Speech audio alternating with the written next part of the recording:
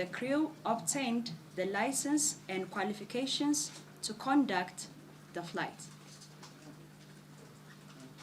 And third, the takeoff roll appeared very normal.